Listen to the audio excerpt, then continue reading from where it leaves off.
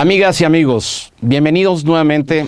El día de hoy vamos a abordar un tema fundamental, la incursión de Colombia dentro de su desarrollo logístico y de cómo Colombia como país juega un papel fundamental en términos de implementar esquemas de facilitación comercial. Acompáñanos el día de hoy. Muchas gracias.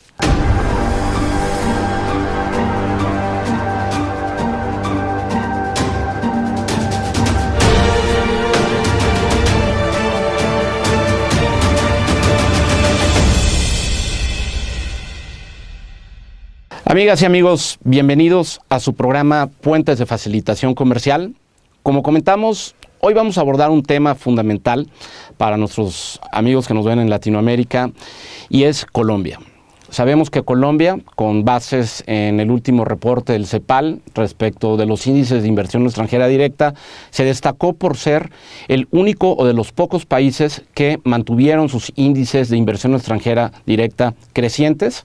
Y bajo ese contexto, así como en México, los esquemas de facilitación comercial para Colombia juegan un papel fundamental y más bajo el marco de la Alianza del Pacífico, donde ya están encapsulados dichas figuras. Una de ellas, el operador económico autorizado, y que es un reto para los países que encabezan el marco de la Alianza del Pacífico implementarlo.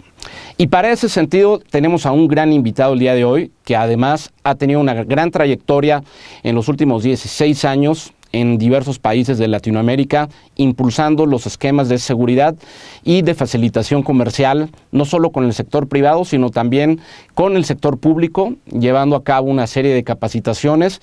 Y para esto nos acompaña el día de hoy el licenciado o el doctor Carlos Farfán. Él es presidente de la Asociación de Empresas Seguras, con base en Cali, y además funge como vicepresidente de la Confederación de COEALAC, como vicepresidente de capacitación. Nos da un gusto enorme.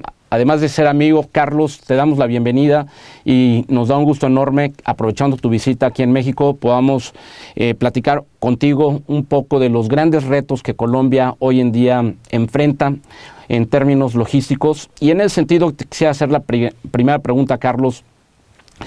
¿Cómo está hoy Colombia en términos de enfrentar los esquemas de facilitación comercial y hacia dónde, como política pública, Colombia está impulsando las estrategias logísticas para ser más competitivo bajo el marco no solo de la Alianza del Pacífico, sino bajo el marco de los mercados globales? Pues Salvador, antes que nada, muchas gracias por esta invitación para hablar de estos importantes temas y particularmente del rol que viene cumpliendo Colombia respecto del reto que le enfrenta la logística en ese nuevo panorama de la Alianza del Pacífico de manera específica. Recientemente los presidentes de los 4 países, sus ministros de Relaciones Exteriores, sus secretarios de Relaciones, sus ministros de Comercio, secretarios de Comercio se han reunido para buscar y para poner ya en vigencia esos acuerdos donde hoy se ha desgravado más del 92% de los aranceles de los 4 países. Pero cuando vemos las cifras de los 4 países encontramos que no hay economías que sean muy pares en los 4 países. México tiene una gran ventaja importante que hace que los demás países tengan que definitivamente impulsar sus economías, impulsar su infraestructura, sus cadenas logísticas para poder ser competitivos y estar a la par y logren crecer. En ese orden de ideas, Colombia, aprovechando su posición geográfica, ha venido trabajando muy fuerte en la costa Caribe, en la costa Pacífica, logrando ser muy atractivo para la inversión extranjera, la inversión que se presenta en estos momentos en temas logísticos, en temas de infraestructura, en el desarrollo de vías, en el desarrollo de nuevas operaciones, no solamente del transporte marítimo, también del transporte aéreo, del transporte terrestre, hacen que definitivamente se convierta en una importante atracción para el capital foráneo. La estabilidad económica del país, la estabilidad política del país también son elementos importantes que hacen ver atractivo al país y pienso que estamos haciendo la tarea hoy día en respecto de estos retos logísticos. Hace poco recibimos y en nuestro primer programa tuvimos como invitada a la licenciada Claudia Ávila de la Asociación Mexicana de Parques Industriales y nos comentaba, Carlos, que había venido una comitiva de desarrolladores inmobiliarios de Colombia justamente para ver cómo el modelo de los parques industriales podría ser implementado en Colombia, obviamente contextualizando la economía propia de Colombia, y nos pudimos dar cuenta que en esa visita indudablemente el liderazgo de Colombia en el desarrollo de las zonas francas es para considerarse. Sabemos que el desarrollo industrial hoy en día en Colombia se está acercando a lo que son los puertos del Caribe y del Pacífico, y en ese sentido nos comentaban que las zonas francas hacia allá tenían que ir impulsando. Y uno de los temas que abordamos en esa visita fue cómo Colombia ha venido impulsando la figura del operador económico autorizado y su intención de impulsar dicha figura a la figura de la zona franca. Y en ese sentido, Carlos, quisiera hacerte una pregunta. ¿Cómo ha sido el desarrollo de la figura del operador económico en Colombia y qué diferenciadores ha presentado el programa de Colombia con el resto de la región latinoamericana? Bueno, en primera instancia, los conquistadores cuando llegaron a Colombia crearon y fundaron las ciudades en el interior del país. Esa misma creación de las ciudades fue desarrollando la operación industrial para dar respuesta a una demanda interna de productos. No se pensaba en tener una internacionalización de la economía colombiana, por eso teníamos ciudades al centro del país como la capital Bogotá, por eso teníamos ciudades como Medellín, enclavadas en cordilleras. Para llegar a las costas Caribe y Pacífico, pues hay que hacer un trayecto de más de 2.000 kilómetros, donde hoy una economía que está internacionalizada requiere que sus centros de producción estén lo más cerca a los puertos de embarque, en el caso de las costas Pacífica y Atlántica. En ese sentido, las empresas han ido a colocar su operación hacia las ciudades costeras. Barranquilla, por ejemplo, es una ciudad en la costa atlántica que está haciendo un trabajo espectacular con un crecimiento muy importante. Igual hacia el Pacífico ya hay unos desarrollos importantísimos de empresas que están pensando en irse hacia el lado Pacífico. En ese sentido, se han desarrollado esquemas como los de zonas francas, son similares a los de los parques industriales y han visto la necesidad de tener el esquema del operador económico como un elemento fundamental de facilitación para lograr esa internacionalización. Perfecto, Carlos. En nuestro siguiente corte vamos a abordar cuál es el objeto, cuál es el alcance, cuáles son los beneficios y de cómo Colombia ha tenido diversos diferenciadores en cuanto a las autoridades que forman parte del proceso de autorización de su programa de operador económico autorizado. Regresamos.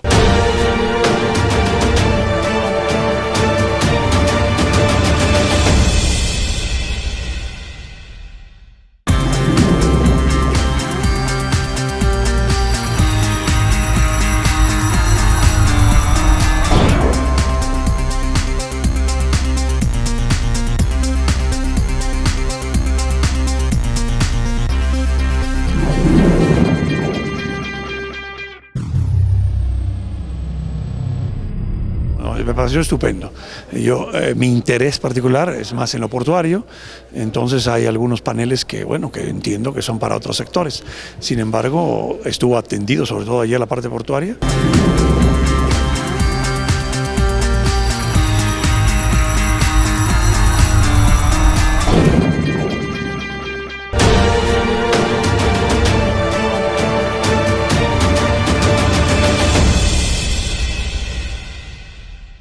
Amigas y amigos, regresamos a nuestro bloque Puentes de Facilitación Comercial. Nos encontramos con el doctor Carlos Farfán. Él es presidente de la Asociación de Empresas Seguras de Cali, Colombia. Carlos, platicamos del operador económico autorizado en Colombia. Platícanos un poco cuáles son los actores, cómo fue su proceso de certificación y cómo Colombia, junto con las autoridades y el sector privado, han venido impulsando a la figura dentro del sector empresarial en Colombia. Muy bien, la figura en Colombia del operador económico autorizado es liderada por la Dirección de Impuestos y Aduanas Nacionales DIAN, como lo lidera igualmente la aduana en otros países, pero con una diferencia muy importante respecto de la operación del operador económico autorizado en el resto del mundo.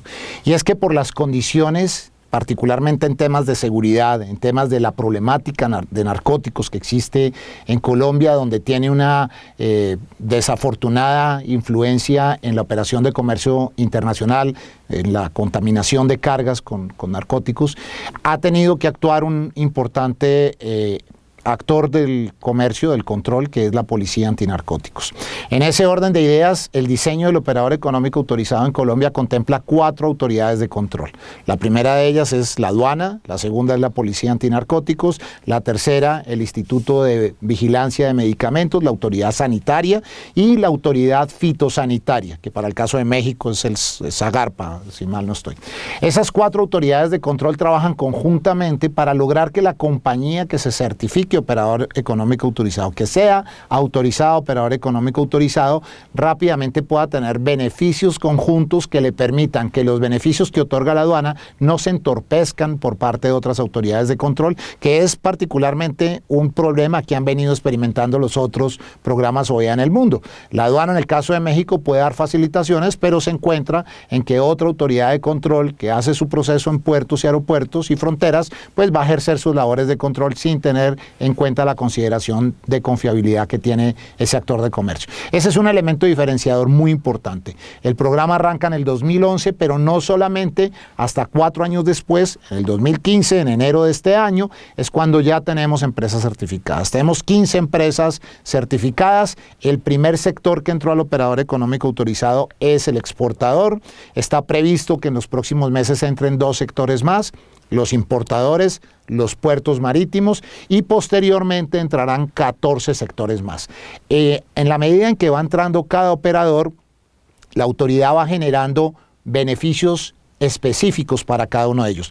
Menores inspecciones, reducción de costos, devoluciones de impuestos, es decir, beneficios tributarios, beneficios de facilitación que hagan atractiva la figura para precisamente pueda ser desarrollada en Colombia. Tocaste un tema muy importante que es la transversalidad, no solo en respecto de que otras dependencias, otras autoridades son las que podrían estar dando beneficios de cualquier tipo. Inclusive ese es uno de los grandes retos que se ha platicado siempre en los foros internacionales, que otras dependencias, otras autoridades, en el caso mexicano se ha visto la necesidad de que la Secretaría de Economía, la Secretaría de Agricultura y otras dependencias también empiecen a dar beneficios, más porque los nuevos actores que se van integrando así lo van requiriendo. Y otro tema fundamental fue también que otras dependencias forman parte del proceso de certificación. Tocaste el tema de los puertos marítimos. Comentábamos que solo República Dominicana y Guatemala son los únicos 2 países que contemplan el 100% de los actores de la cadena de suministro sujeto a la certificación del OEA, y en otros países hemos visto como antesala que una estrategia para ir preparando el marco normativo, que de eso vamos a platicar, ha sido la ISO 28000. Platícanos, Carlos, con base en tu experiencia, cómo la ISO 28000 bajo un sistema de gestión viene a complementarse no solo con el OEA, sino con el código PBIP y con otros sistemas que pueden, en aquellos países que están en procesos de crear su marco normativo, o aquellos actores que están en proceso de insertarse a la figura del OEA, puede este factor ayudarles en ser exitosos en ese sentido. Hoy en el mundo hay 3 programas de seguridad de cadena de suministro. Uno, el operador económico autorizado, liderado por la Organización Mundial de Aduanas, y en el cual participan hoy cerca de 162 países con más de 50 programas ya funcionando. El esquema del operador económico autorizado, que para el caso de México, por supuesto, es NEC, para el caso de Estados Unidos es CITIPAD, para el caso de Colombia, el operador económico autorizado, nombres diferentes, pero es exactamente el mismo programa. Por otra parte, la Organización Marítima Internacional, organismo dependiente de Naciones Unidas, crea en el año 2003 el Código de Protección de Buques e Instalaciones Portuarias como una respuesta precisamente a la amenaza terrorista y de contrabando en los procesos portuarios, en el transporte marítimo. Recordemos, Salvador, que el mayor volumen del comercio en el mundo se mueve por contenedores vía marítima.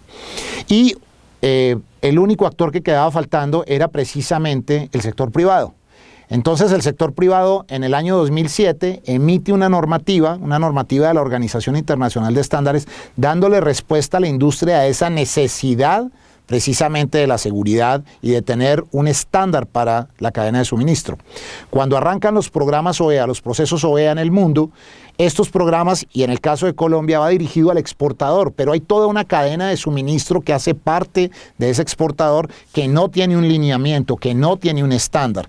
Entonces allí es donde ISO 28000 viene a llenar ese vacío que le permita a las organizaciones contar con actores de la cadena de suministro seguros, pero también le permite al exportador y al importador tener un sistema de gestión que garantice que su programa operador económico autorizado funcione. Las aduanas tienen serias limitaciones en recursos. El programa OEA, y en el caso de México, el potencial de empresas a certificar es muy alto. Viene un reto muy importante para las aduanas en el sentido de cómo aseguran que esa empresa mantenga sus estándares de seguridad. La aduana de los Estados Unidos tiene casi cerca de 11,000 compañías certificadas y tiene que confiar en una autoevaluación que hacen las empresas. Esa autoevaluación se puede hacer a través de un tercero con una ISO 28000, donde un organismo certificador está verificando año con año que esa empresa mantiene sus esquemas de operador económico autorizado. Entonces, la norma ISO 28000, y así lo dice la misma norma, está diseñada para facilitar el cumplimiento y mantenimiento de los estándares del operador económico autorizado. De esa misma forma también lo ha visto el código PBIP.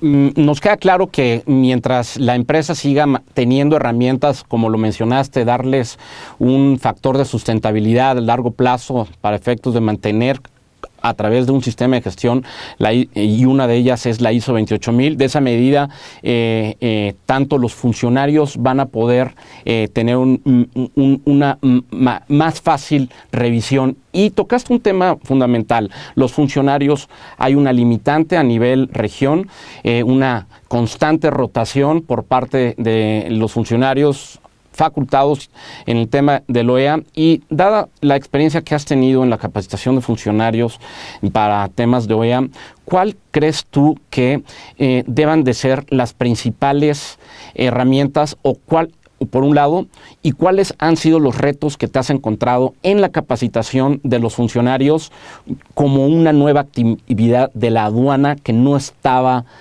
familiarizada con los temas de seguridad?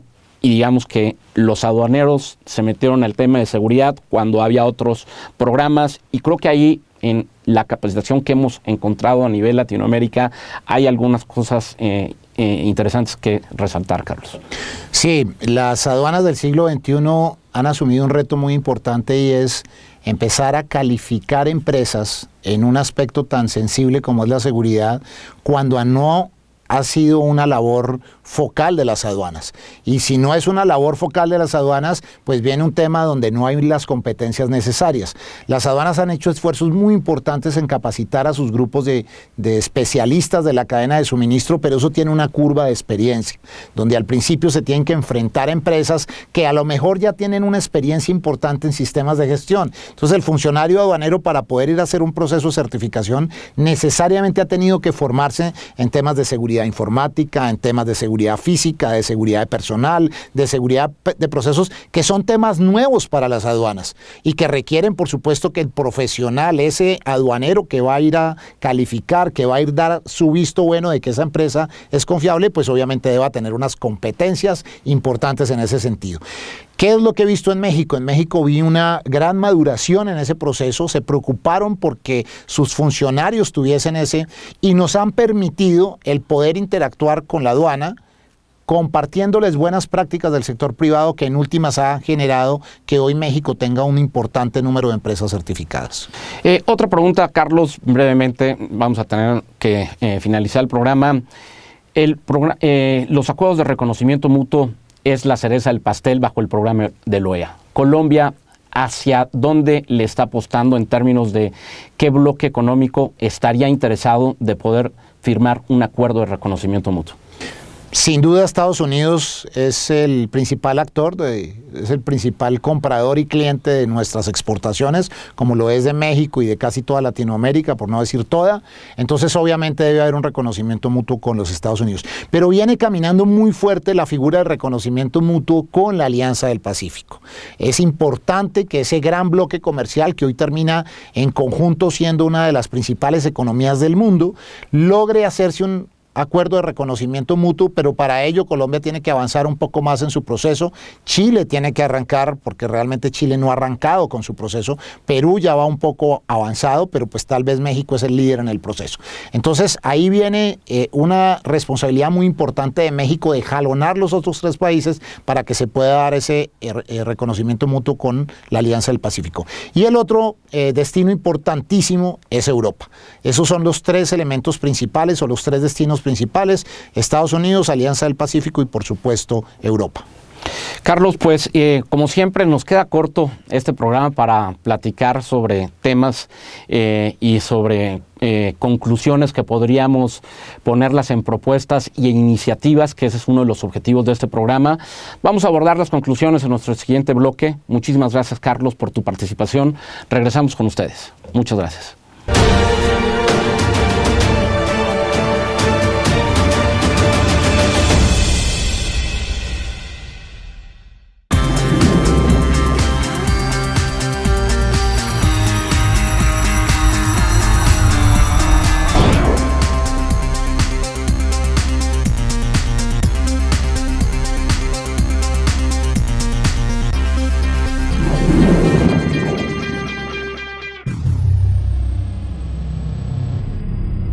Los conductores de las mesas fueron muy bien seleccionados porque han sido de muy buen nivel, de muy alto nivel, y los expertos invitados también.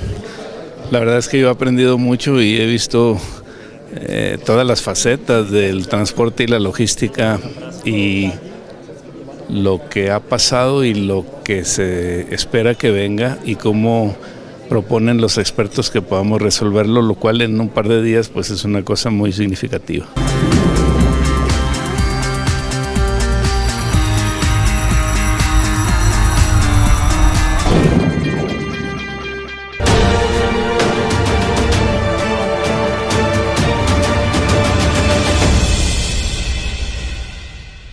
Amigas y amigos, regresamos en este gran programa enfocado a Colombia y sus retos logísticos, cómo Colombia ha venido implementando diversas herramientas en términos de facilitación comercial, principalmente el operador económico autorizado. Platicamos con el doctor Carlos Farfán y tocamos varios temas importantes, de los cuales, por mi lado y de manera de conclusión, me quedo con una idea que es un reto para la región, Carlos.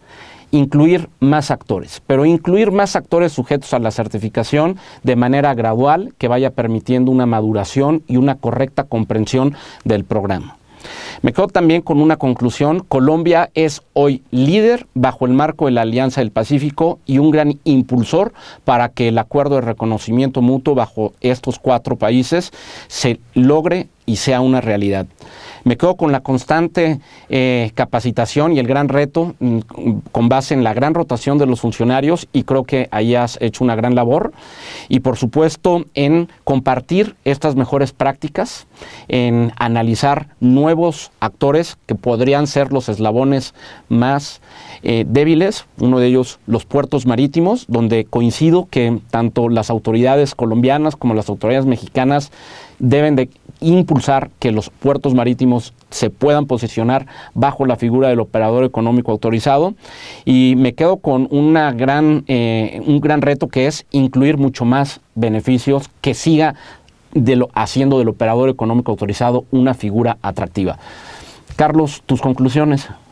Bueno, definitivamente el nodo de transporte marítimo, es decir, el puerto, ese punto de transferencia de la carga del transporte marítimo hacia el transporte terrestre obliga a que necesariamente deba ser un actor a considerar en el operador económico autorizado. Ya lo vemos en Guatemala, ya lo vemos en la República Dominicana. Los puertos en el Caribe ya se están preparando, ya tenemos puertos certificados en Costa Rica, ya tenemos puertos certificados en ISO 28000 en el Pacífico colombiano, y simplemente están esperando que las aduanas de estos países permitan que estos actores importantes de la cadena puedan certificarse.